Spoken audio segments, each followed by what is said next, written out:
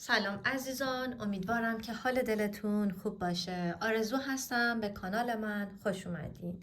امروز آموزش این ژاکت خوشگل رو با هم داریم که من برای سایز 4 سال بافتم. 2 کانوا برد کامل و بعد از این که بافتم یک کوچولو بهش بخار دادم. خب بریم برای اندازه ها. ببینید اندازه اینجا تا اینجا، خب اندازش 35 سانتی متر هست.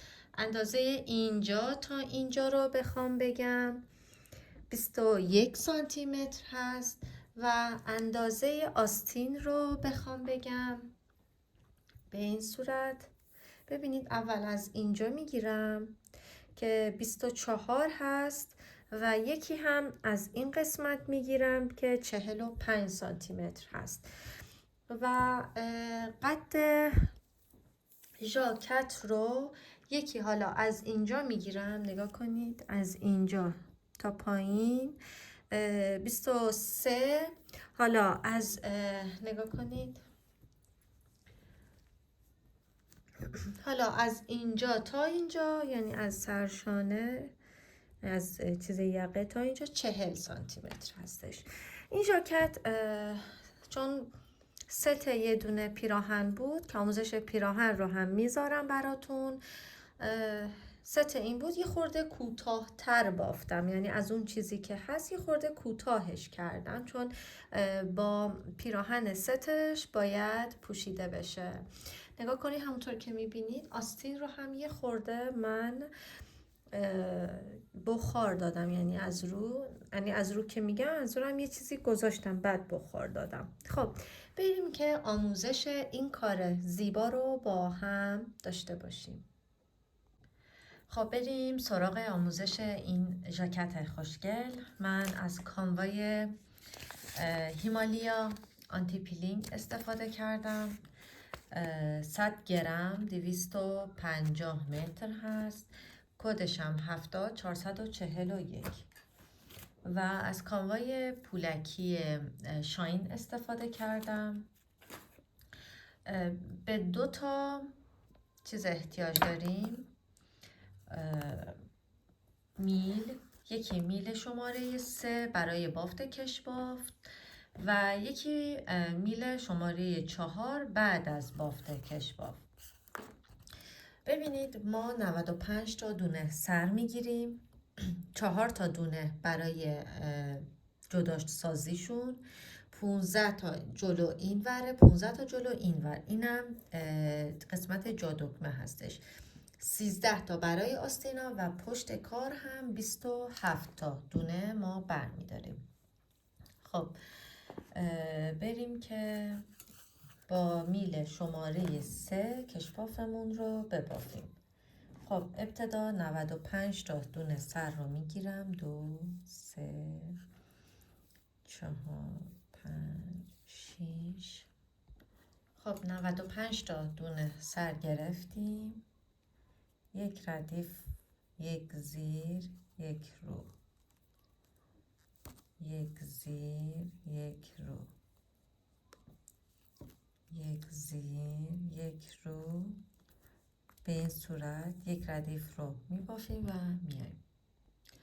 یک زیر یک رو بافتیم یه ردیف. خب حالا میریم سراغ ردیف بعدی. خب ببینید ردیف بعدی این میل رو از اینجا میگیرم و این دونه زیر رو میگیرم به اینجوری و این رو برمیگردونم، دوباره میذارم داخل میل. خب و حالا میبافمش. دوباره این رو بافتم. حالا روی زیر ببینید این رو برمیگردونم از پشت به این صورت، میگیرم دونه زیرم رو و باز میارم این تو و این رو میبافم. حالا حالا رو میبافم، دوباره با زیرم رو به این صورت این کار رو میکنم، میبافم رو دوباره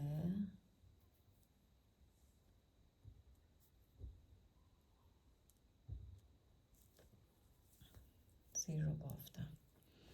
ببینید فرقشون رو، این رو ببین به حالت میبینی هلال حالت وای میسته، یعنی یه جورایی به این صورت تیزی نداره. ببینید چقدر کارمون رو زیباتر میکنه.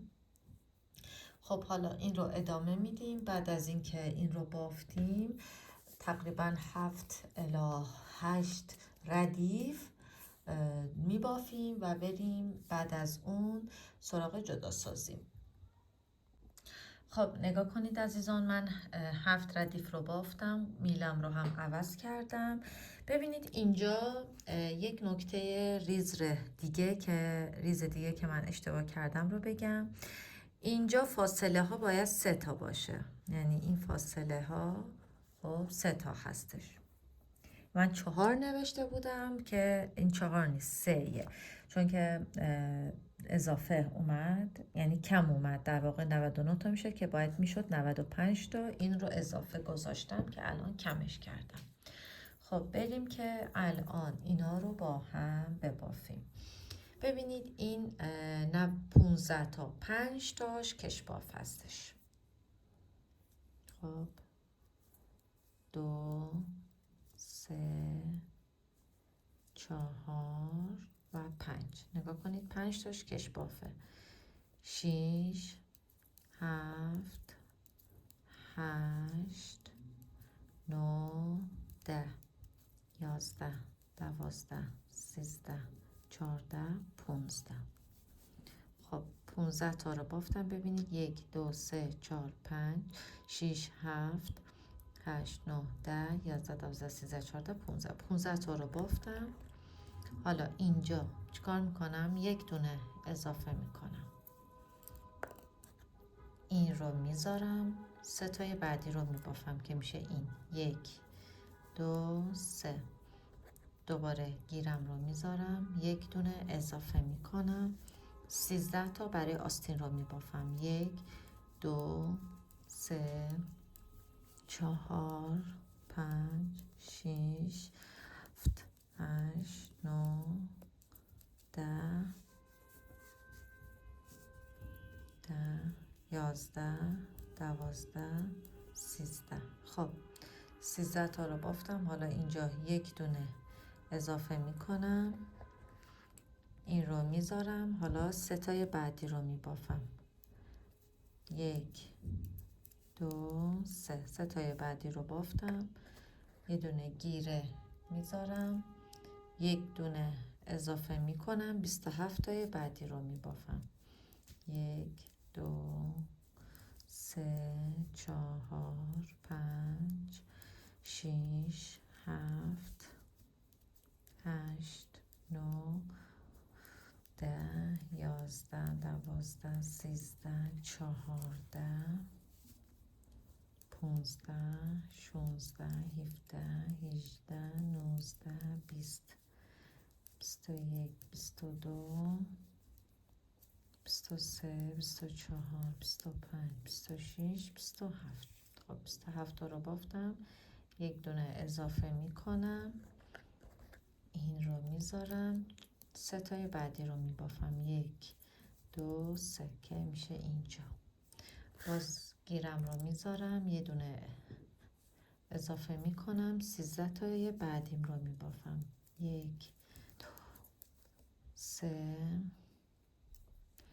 4 5 6 7 8 9 10 11 12 و 13. خب حالا 13 تا که بافتم، یک دونه اضافه میکنم، این رو میذارم، 3 تای بعدیم رو میبافم که میشه این 1 2 3. 3 تای بعدیم رو که بافتم، دوباره باز این رو میذارم، یه دونه اضافه میکنم، 15 تای بعدی رو میبافم که 10 تاش میشه ساده. 2 3 4 5 6 7 8 9 10. 10 تا شد این. 5 تاشم کشباف. 1 2 3 4 و اینم پنجمی. خب حالا ببینید این کشباف ها که کشباف بافته میشه. نگاه کنید 3 4 و 5 کشباف بافته شد. دیگه رو میبافم. توی پشت اضافه نمی کنیم، فقط روی زیرها، یعنی روی پشت اضافه، یعنی روی روها اضافه نداریم.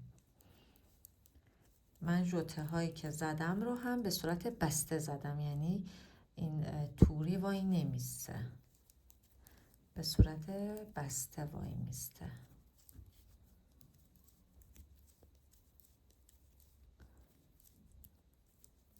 خب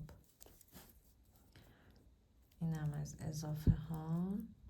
این 3 تا که بافتم نوار جدا کننده ما هست که کلا ثابته. یکی قبلش یکی بعدش ما اضافه میکنیم توی قسمت زیر.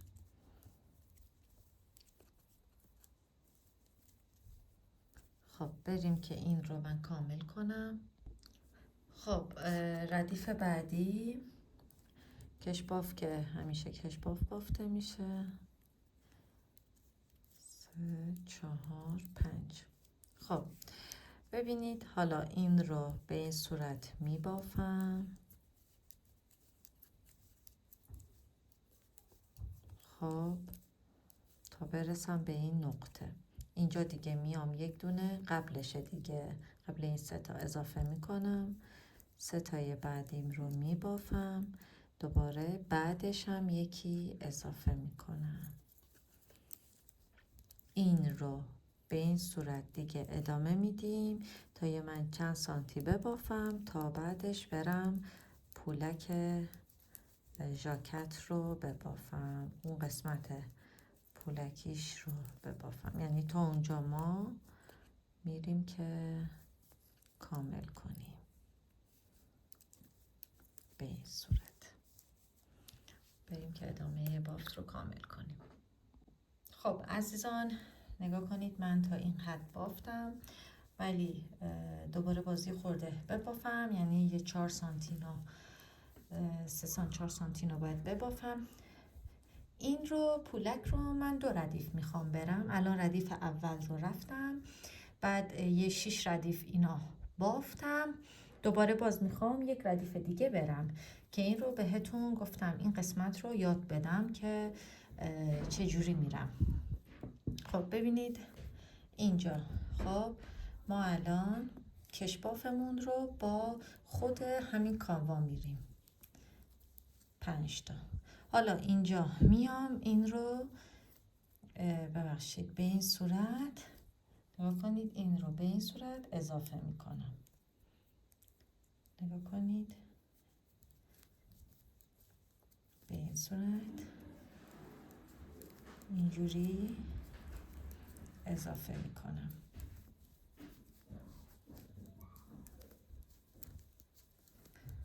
دو ردیف هم برید کافیه. یعنی من این رو 2 ردیف رفتم، بعد نگاه کنید اینجا هرچی پولک بود برگردوندم اینجا که کاملا این قسمت پولکی نشون بده، یعنی پر پولک باشه. خب حالا این رو به همین صورت ادامه میدم تا برسم به این نقطه. خب حالا نگاه کنید رسیدیم به 5 تا کشباف. ببینید من اینجا جادوگمه رو باز کردم. خب حالا توی جادوگمه بعدی میگم که چه جوری هستش. یعنی الان اینجا رو که من باز کردم یادم نبوده فیلم بگیرم. الان اینم که گذشت، من توی جادوگمه های بعدی میگم که چه جوری باید باز شه. خب ولی نگاه کنید حالا اینجا این رو من ول میکنم، یعنی این رو نمیگیرم، این رو خودش رو میگیرم. خب به این صورت میبافم.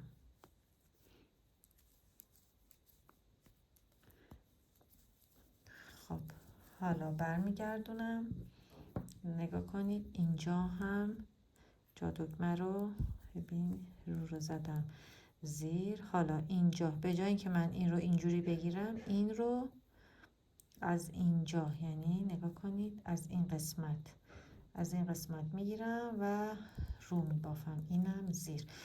میگم این رو اگه متوجه نشدید من توی جا دکمه بعدی حتما بهتون توضیح میدم. خب حالا این رو دوباره باز میام با هم میگیرم، نگاه کنید این رو باز به این صورت میام با هم میگیرم، اینم از این.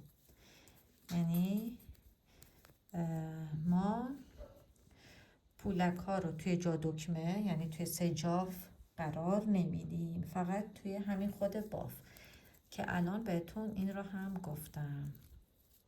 خب حالا این رو ببافیم و وقتی که رسیدیم اینجا، یعنی این قسمت دیگه ما میبریمش، یعنی چیزش قیچیش میکنیم که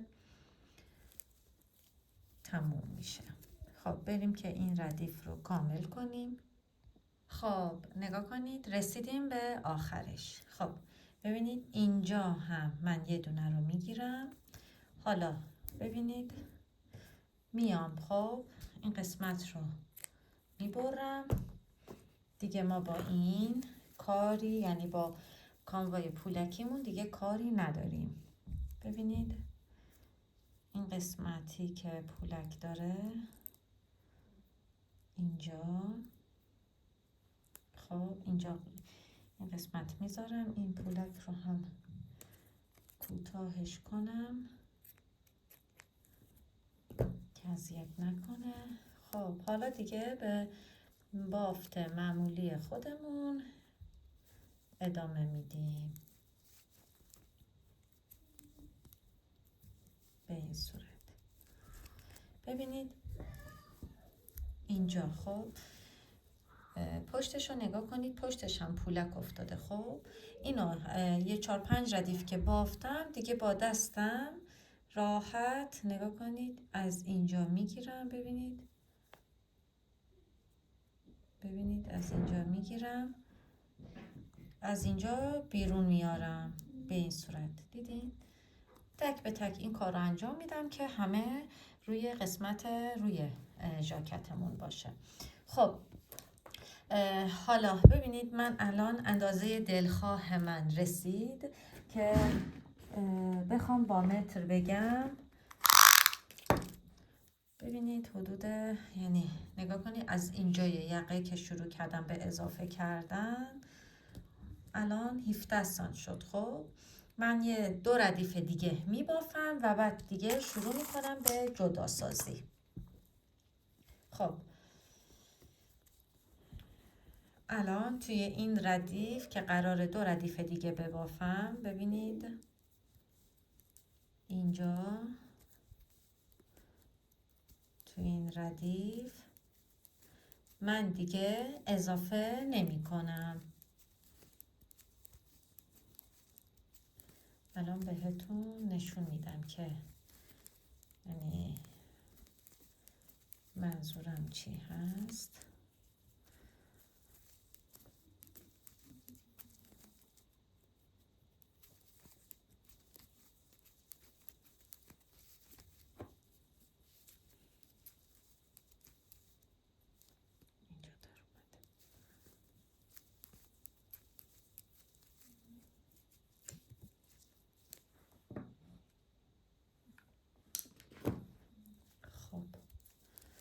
ببینید منظور من اینجا که اضافه می کردیم دیگه اضافه نمی کنیم. خود این ردیف رو کامل اینجوری می بافم دیگه اضافه نمی کنم، چون که قراره ما آستین و پشت و جلو رو از هم جدا کنی، آستین ها رو از این جدا کنیم دیگه تو این ردیف من اضافه نمی کنم. خب الان این ردیف رو میبافم، ردیف رو هم میبافم. توی ردیف زیر میام بهتون میگم که چجوری اضافه میکنم. خب بریم که این قسمت رو، یعنی این ردیف رو کامل کنیم، ردیف بعد رو هم کامل کنیم و بعد ادامه رو بگیم. خب عزیزان، من 2 ردیف رو هم بافتم. حالا ببینید اینجا ما قراره که آستین رو جدا کنیم. خب یعنی قرار آستین رو جدا کنیم. حالا ما این قسمت جلو رو میبافم. ببینید 2 این 5 تا این رو ببافم.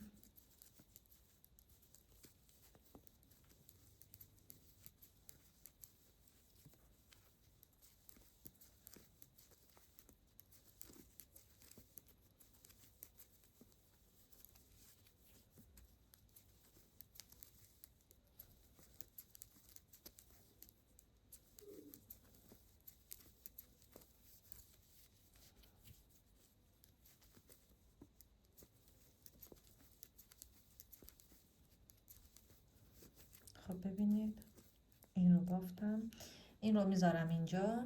2 تا از این رو میبینید، 2 تا از این رو میذارم برای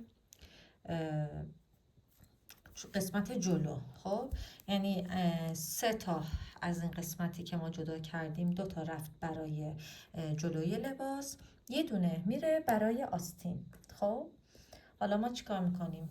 توی یه نخ دیگه ای، کاموای دیگه ای منظورم، نخ و سوزن میکنم. حالا این رو میذارم داخل نخ و سوزن. ببینید این رو کامل میذارم تو نخ و سوزن که بعد از این که پشت و جلو رو با هم بافتم، آستین ها رو بعدش جدا ببافم.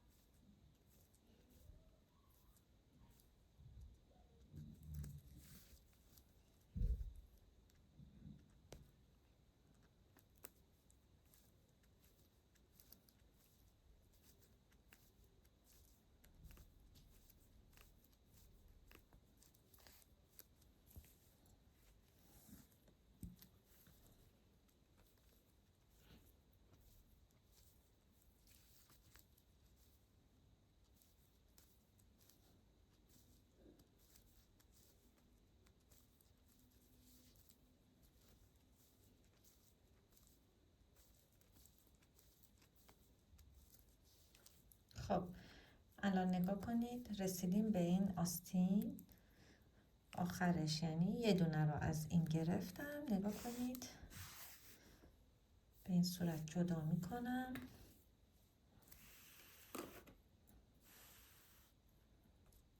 خب این رو از این قسمت میبرم و حالا این 2 تا رو به هم گره میزنم که در نیاد. اینم از این.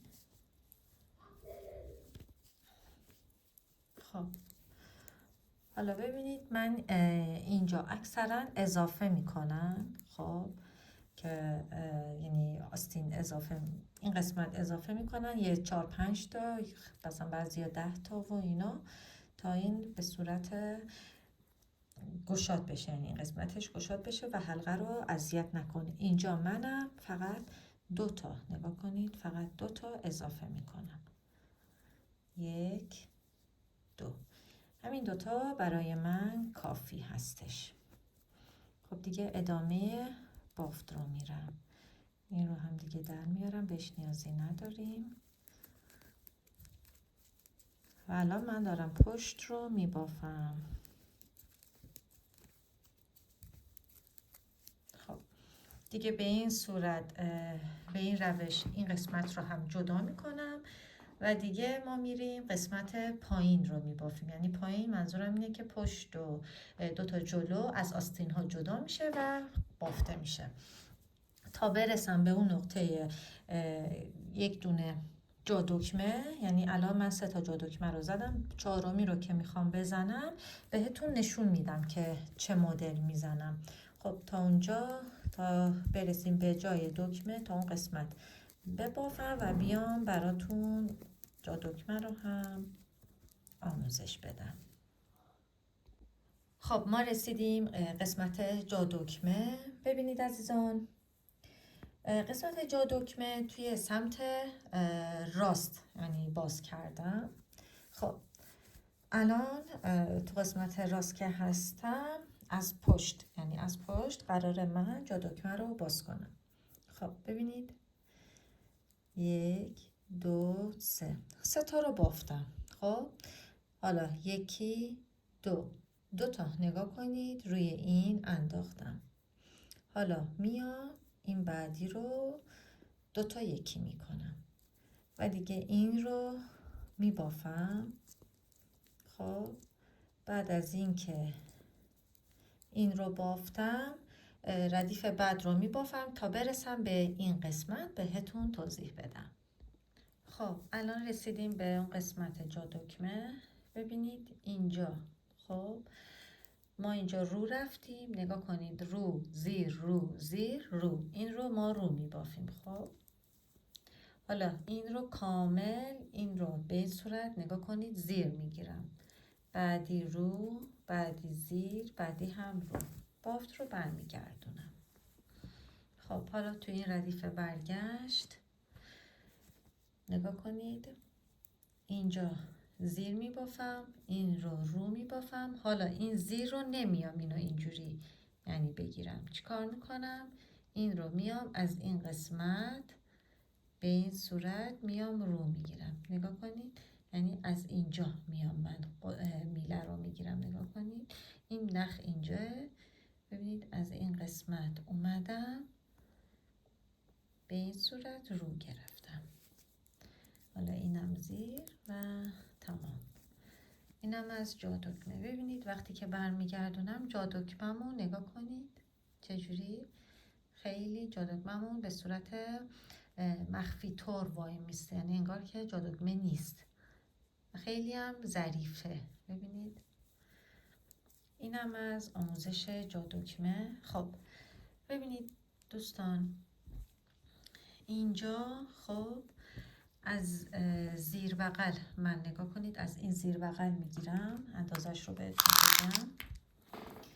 خب ببینید الان 19 سانت هستش. خب 19 سانت من میخوام که 22 سانت ببافم، یعنی 22 الی 23 سانت ببافم.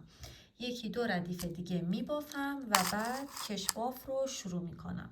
کشباف رو هم توجه داشته باشید که با میلی که یقه رو بافتیم یعنی با میل شماره 3 ببافیم. الان با شماره 4 داریم میبافیم دیگه. کشباف رو با شماره 3 میبافید.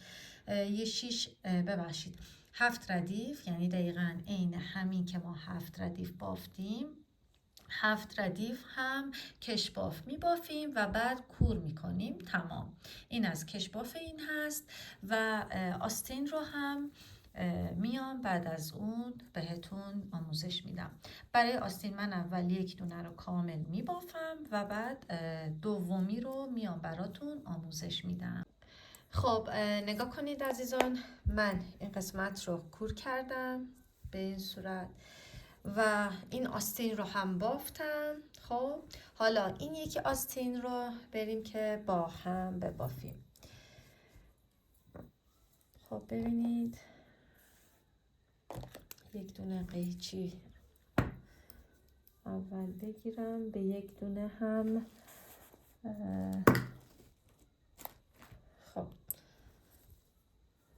ببینید من اینجا خب این بر ببینید از اینجا 2 تا از اینجا هم 2 تا من دوباره باز سر گرفتم به این صورت، یعنی دونه گرفتم. خب الان از اینجا هم همین کار رو میکنم.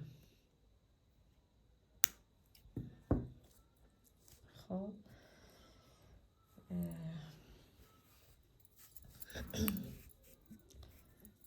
ببینید نگاه کنید یکی از اینجا الان میگیرم. خب به این صورت یکی هم از این قسمت الان میگیرم به این صورت. خب الان 2 تا من گرفتم. حالا ببینید اینو اینجوری به این صورت رها میکنم، 1 میل دیگه میگیرم و این رو تون میل بعدی، یعنی میل دیگه ای که گرفتم، اینا رو فعلا همینجوری داخل اون یکی میلم میکنم به این صورت. فرقی نداره اصلا به شماره میل که برای این دارید استفاده میکنید احتیاجی نیست توجه کنید، هرچی باشه مهم نیست. ولی هرچی باشه منظورم بالای 4 نباشه دیگه، 3.5 3 باشه مشکلی نیست. خب بذارید من این رو تک به تک الان به این صورت در بیارم. خب الان دون کردم، یعنی داخل این میله گذاشتم. ببینید من اینجا خب به زبان خودم این چیزی که یعنی متوجه میشم نوشتم. ببین توی آستین وقتی 2 تا دونه رو اضافه میکنی، 2 تا دونه این ور 2 تا دونه این ور اضافه میکنی که در واقع میشه 4 تا دونه، 63 تا دونه به ما میده. خب بعد از شروع از همین ابتدای کار یعنی چی؟ یعنی الان من یک زیر رو که میبافم، ردیف بعدی رو که میبافم، خب بعد دوباره که زیر رو میبافم اینجا شروع به کور کردن میکنم. خب تا اینجا داشته باشید بهتون نشون بدم. یه لحظه الان من این رو یه ردیف رو به این صورت نگاه کنید میبافم با این میلم که شماره دیگه ای بود، فکر کنم 3.5 بود. با این بعدش دیگه کاری ندارم، این میل اصلی ما شماره 4 هست. خب ببینید به این صورت میبافم.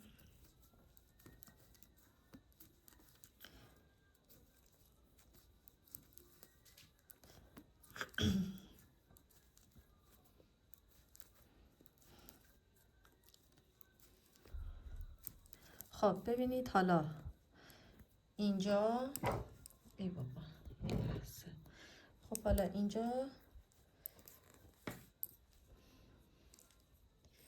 این رو از این ور در بیارم.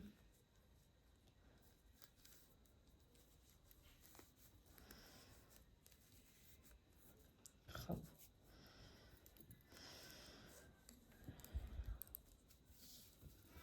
خب حالا این رو که بافتم این رو دیگه میکشم که اذیت نکنه.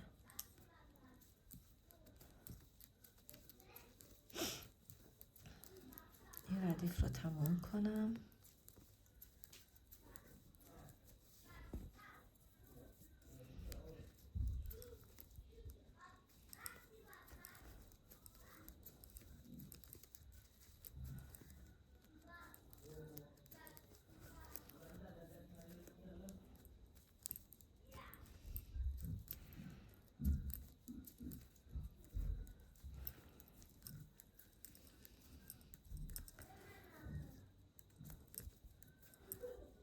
خب الان دیگه این میل رو دیگه میذارم کنار، باش کاری نداریم.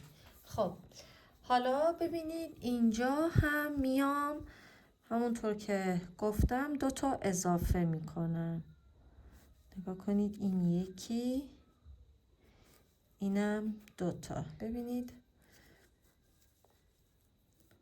حالا میشه این رو ببخشید اینجا اینم 2 تا اضافه کردم. بافت رو برمیگردونم. حالا این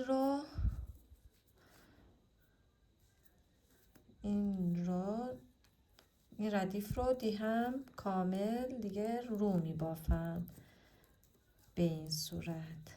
خب این رو ببافم برسم به زیر، بیام بهتون توضیح بدم.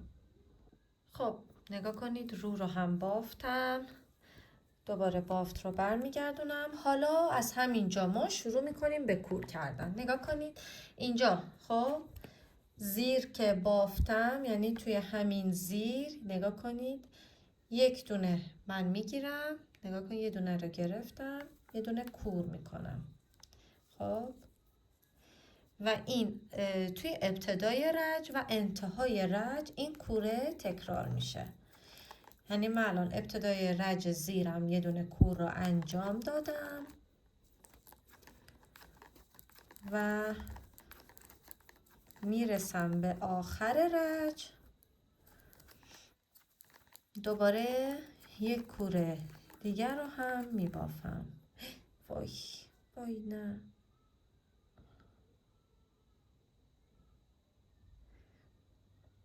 از این ترسناکتر چی هست؟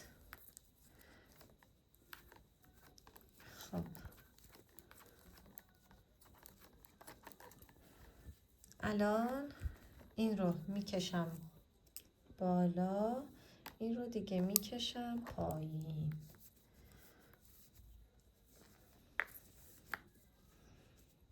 خب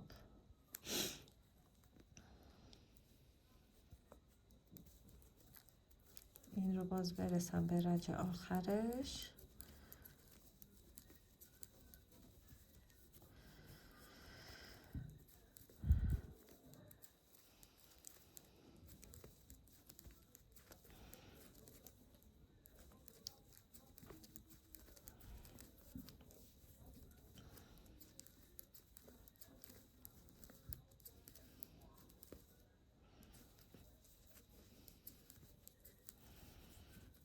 خب این رو هم بافتم، نگاه کنید این رو هم ببینید یکی رو دارم کور میکنم،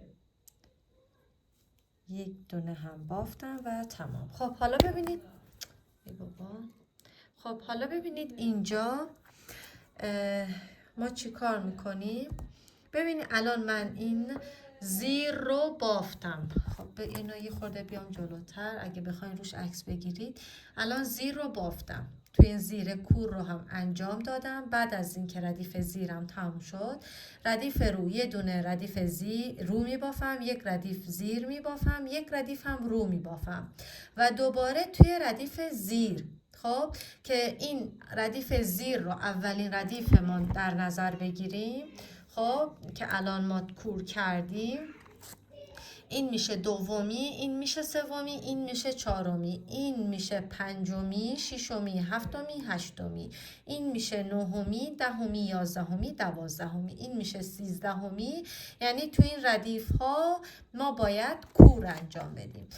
یعنی ببین اینجا هم باید 3 تا ردیف هم ببافیم، یعنی رو زیر رو، بعد دوباره روی زیر کور میکنیم، دوباره رو زیر رو، دوباره روی زیر کور میکنیم، دوباره رو زیر رو و همینطور تکرار میکنیم. و این 1 2 3 4 5 6 تا در واقع توی 6 ردیف در واقع کور میکنیم. 6 را ردیفی که 3 تا ردیف هاشون، یعنی 3 ردیف بینشون فاصله هستش، 3 ردیف رو زیر رو فاصله هستش. خب که تقریبا 6 ردیف بخوایم کور کنیم از هر دو طرف یه دونه میشه 12 تا.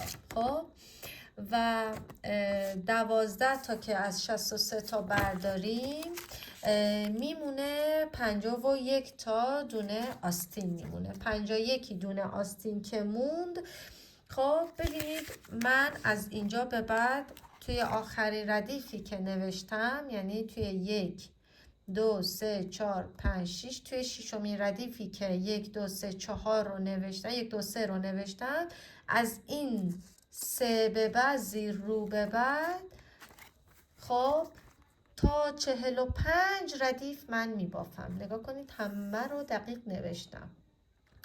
تا 45 ردیف من میبافم و توی 45مین ردیف که رسیدم کلن برای این قسمت، نگاه کنید برای این قسمت خب ما 40 تا دونه میذاریم. یعنی بعد اون 40 تا دونه‌ای که گذاشتم با 1 میل دیگه‌ای که برای یقه بافته بودم، 3 یا 3.5، 7 ردیف، یک دونه زیر یک رو، یک زیر یک رو، 7 ردیف میبافم و بعد دیگه کور میکنم. اینم از آستین. امیدوارم که متوجه شده باشید و از این بافت لذت ببرید. ببینید من گاهی وقتا اینجوری خیلی دقیق می نویسم، یا هم جاهایی که مثلا این آستینه کور میکنم، یعنی جاهایی که مثلا کور میکنم گیره میذاشتم که چیز کنه، یعنی یادم بمونه. من هر دو مدل را توی ویدیوهای بعدی هم، یعنی اون مدلی که گیره میذاشتم توی ویدیوهای قبلی هم آموزش دادم که چجوری بافته میشه. حالا خواستم این مدل نوشتاری هم بهتون آموزش بدم که چجوری میشه. بعد دیگه آستین رو به این صورت، یعنی از پشت به این صورت با نخ و سوزن میدوزم که این دیگه خیلی راحته. خیلی نگاه کنید، از اینجا میگیرم از اینجا در میارم، یعنی به این صورت دوخت هست دیگه و کارمون تمام. امیدوارم که از این ویدیو لذت برده باشید و برای کوچولوهاتون ببافین.